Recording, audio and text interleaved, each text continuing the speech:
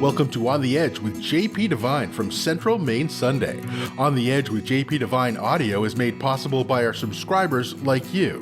Thank you for listening and supporting local journalism in Central Maine. Now here's JP Devine. Almost home. On Thursday, August 26th, 13 young Americans, among the hundreds, went about performing their duties, searching and counting. Then, one man in the crowd walked up to be searched and pressed a button in his hand. At that moment, among the many dead, the families of 11 Marines, 1 Navy corpsman, and 1 Army soldier had their lives changed forever. During the 4 years of World War II, I watched my mother go through her days and nights. I watched her in the kitchen, making dinner, stirring something in a pot, and each time the phone rang, the air around us froze. In my memory, in those years, I never saw her answer a ringing phone. Not once.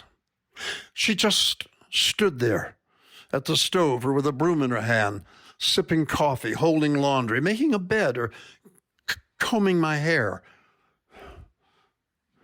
When it rang, she stiffened up with her eyes closed. I never heard her talking to God, but I knew she was. You don't forget moments like that, ever. On the morning after Pearl Harbor, an old officer friend of my father's, Captain Bernard Schwartz of the 7th Naval District, stepped out of a car and came to the door. Mom was hanging curtains. She dropped them to the floor and stepped back from the window, pressing her fingers to her mouth. Captain Schwartz had personally come to tell her that my brother Bud, who was at Pearl, was safe and at sea. She gave him coffee. I stood in the kitchen door and listened. Today I have in front of me on my laptop screen the pictures of 12 young men and 1 young woman, 11 Marines, an Army soldier, and a Navy medic. They're all smiling in these photos, sent home for families to frame and set on a piano or a shelf in the living room.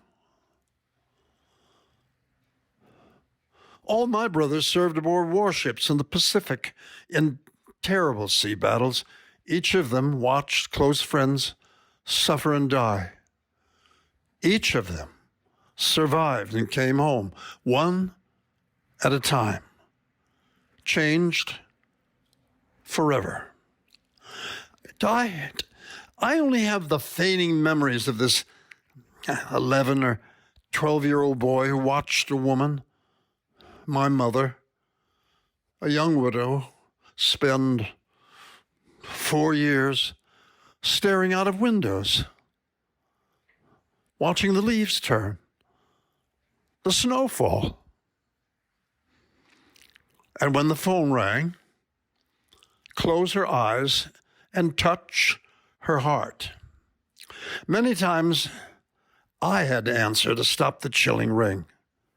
Yes, I know that fathers suffer the loss of their warrior children. Of course they do. But I had, at that time, no father, only a mother to watch as my heart took pictures. I see that more than 2,400 American soldiers have been killed in Afghanistan. But today, I write of the 13 who are getting ready to leave the battlefield and start the journey home.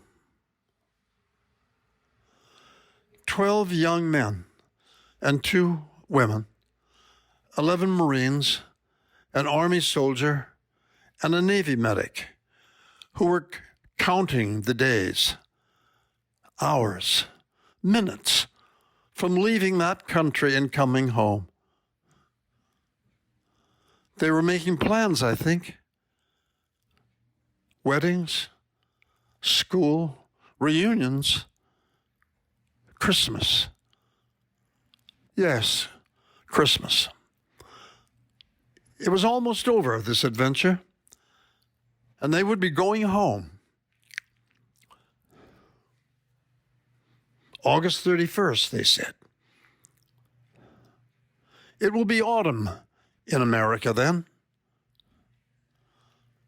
So close.